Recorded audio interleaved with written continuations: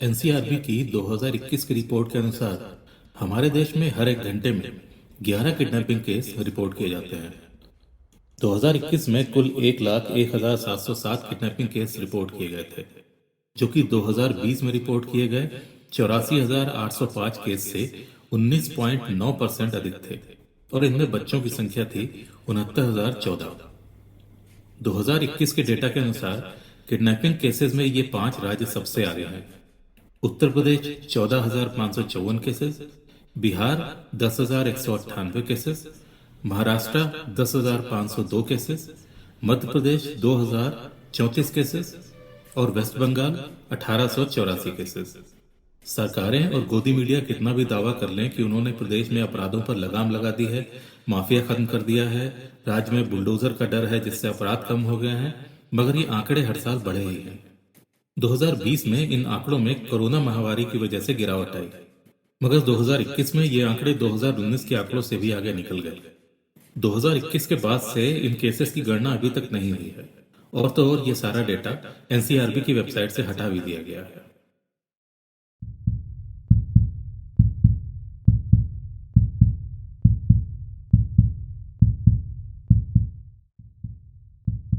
देहरादून के सहसपुर थाना क्षेत्र के अंतर्गत मानसिक स्वास्थ्य संस्थान के पास आने वाले शंकरपुर से 9 मार्च की शाम एक 5 साल का बच्चा अभय गायब हो गया। बच्चे के गायब होने के बाद तरह तरह के कयास लगाए जा रहे थे। सुनने में यह भी आ रहा था कि उसका अपहरण हुआ है और अपहरणकर्ताओं ने फिरौती की मांग की है।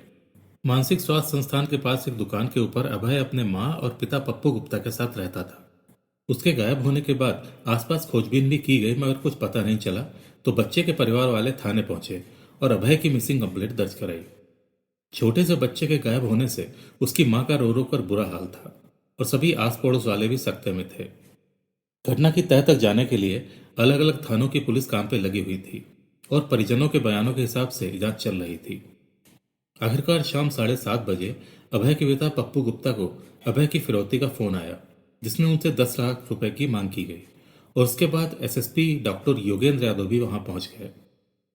तफ्तीश को आगे बढ़ाते हुए आसपास के इलाके की सीसीटीवी फुटेज खंगालना शुरू की गई, तो पुलिस को अभय के गायब होने के समय से पहले एक शख्स उससे बात करता हुआ दिखाई दिया।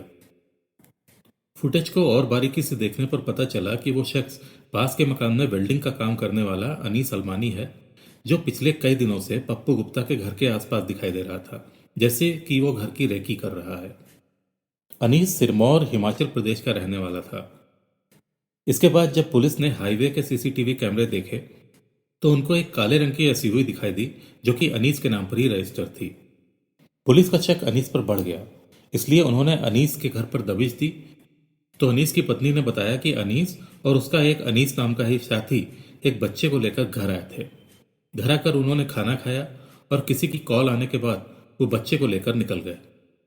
उसने बताया कि वो इस बच्चे को यूपी में अपने एक रिश्तेदार के यहाँ छोड़ने जा रहे हैं।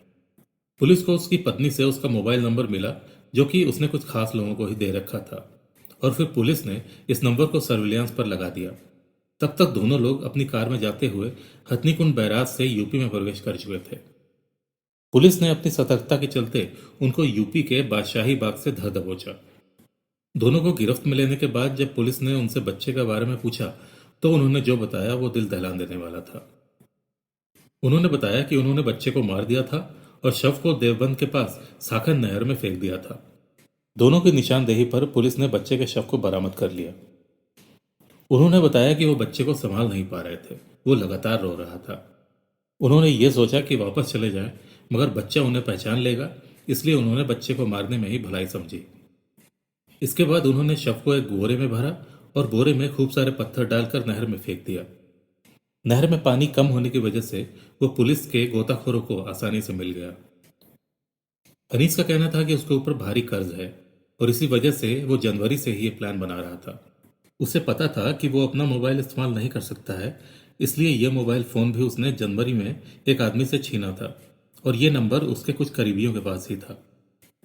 वैसे तो पुलिस ने यह केस 10 घंटे में सॉल्व कर लिया था, मगर उन्हें इस बात का मलाल है कि वो बच्चे को नहीं बचा पाए। फिरौती की कॉल आने के बाद पुलिस ने बहुत सतर्कता के साथ आगे की कार्रवाई को अंजाम दिया। केस में 10 से ज्यादा टीमें लगाई गई थीं। और पुलिस ने हाईवे की 30 से ज्यादा सीसीटीवी फुटेज को खंगाला। आरोपियों की पहचान होने पर तत्काल टीमें यूपी, हरियाणा और हिमाचल प्रदेश के लिए रवाना कर दी गई और करीब 10 घंटे की मशक्कत के बाद आखिरकार पुलिस ने दोनों अपहर्ताओं को दह दबोचा। मगर जब उन्होंने ये बताया कि बच्चे को वो पहले ही मार चुके हैं, तो इस ऑपरेशन में शामिल हर एक व्यक्ति मायूस हो गया। कोतवाल इंस्पेक्टर राजीव ने बताया कि अपहर्ताओं को जल्दी से जल्दी पकड़ने के लिए पुलिसकर्मियों ने बिना खाए पिए वर्कआउट किया, मगर फिर भी उन्हें मायूस ही होना पड़ा।